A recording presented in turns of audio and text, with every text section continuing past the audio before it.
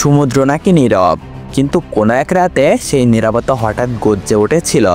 উত্তর আটলান্টিকের গভীর ঠান্ডা জলে রাশিয়ার 3টি পারমাণবিক সাবমেরিন কাজান, সেভেরোদভিনস্ক আর বেলগোরাদো নিঃশব্দে অদৃশ্য এক পথে এগিয়ে যাচ্ছিল আমেরিকার দিকে।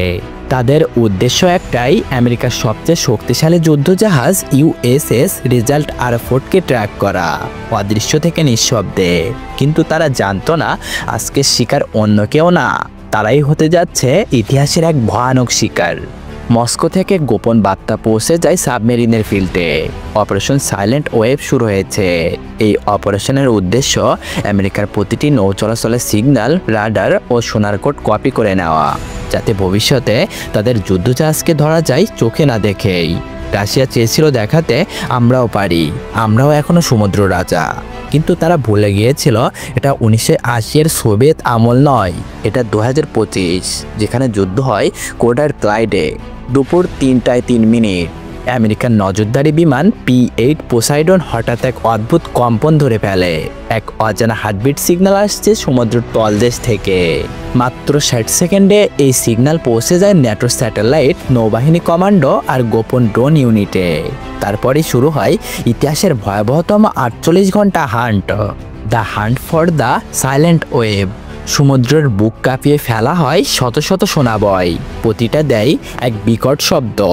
রাশিয়ার সাবমেরিনের ভিতরের তাপমাত্রা 40 ডিগ্রির কাছে পৌঁছে যায়, অক্সিজেন কমতে থাকে। রাশিয়ার সেনারা চোখ বন্ধ করে কান ঢেকে রাখে, তাদের চোখে ভয় আর ঠোঁটে নীরব প্রার্থনা। একজন সেনা পরে বলেছিলেন, সেই 48 ঘন্টা আমরা জীবান্ত কফিনে ছিলাম, আমাদের মনে হচ্ছিল সমুদ্রই আমাদের গিলে নিচ্ছে। রাশিয়ার ক্যাপ্টেন আদেশ দিলেন, সব ইঞ্জিন বন্ধ, ডিপ সাইলেন্ট মোডে যাও। সব লাইট নিভে গেল, শুধু মনিটরে ভাসছে ঠান্ডা সবুজ আলোর রেখা। তারা ভেবেছিল পালাতে পারবে, কিন্তু ঠিক তখনই তাদের পাশে ভেসে ওঠে এক অদৃশ্য ছায়া। এটা ছিল ইউএস ভার্জিনিক ক্লাস ঘোষ সাবমেরিন, যা এতটাই নিঃশব্দ যে সাগরের মাছেরাও তার অস্তিত্ব টের পায় না। রাশিয়ানরা কিছু বুঝে ওঠার আগেই মনিটরে দেখা যায় এক অদ্ভুত সিগন্যাল, এক রহস্যময় পালস কোড, যার মানে ছিল আমরা তোমাদের পাশে ছিলাম 48 ঘন্টা ধরে। সেই মুহূর্তে ক্যাপ্টেনের ঠোঁট কেঁপে উঠল আর তার কণ্ঠে ভেসে হলো একটাই শব্দ, অসম্ভব।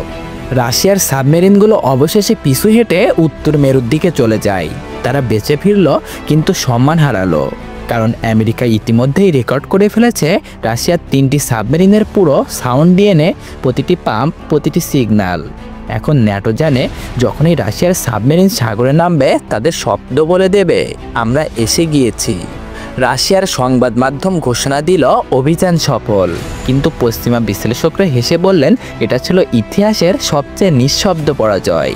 এই ঘটনাটা একটা জিনিস পরিষ্কার করে দিয়েছে, এখন যুদ্ধ হয় না বন্দুক বা বুলেটে, এটা এক ছায়া যুদ্ধ, যেখানে অস্ত্র হলো তথ্য, সিগন্যাল আর নীরবতা।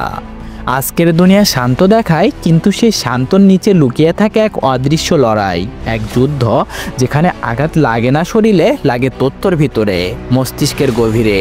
আমরা ভাবি যুদ্ধ মানে বোমা বিস্ফোরণ, কিন্তু আসল যুদ্ধ এখন হয় নিঃশব্দে, যেখানে এক সিগন্যাল ভুল মানে একটি জাতির পতন।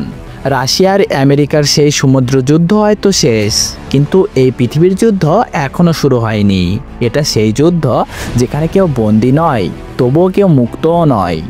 বিশ্বদৃষ্টি বিশ্বাস করে যুদ্ধ নয়, সচেতন মানুষই পারে ইতিহাস বদলাতে। তাই যদি এমন অজানা ঘটনার বিশ্লেষণ আরও জানতে চাও, সাবস্ক্রাইব করে বিশ্বদৃষ্টি।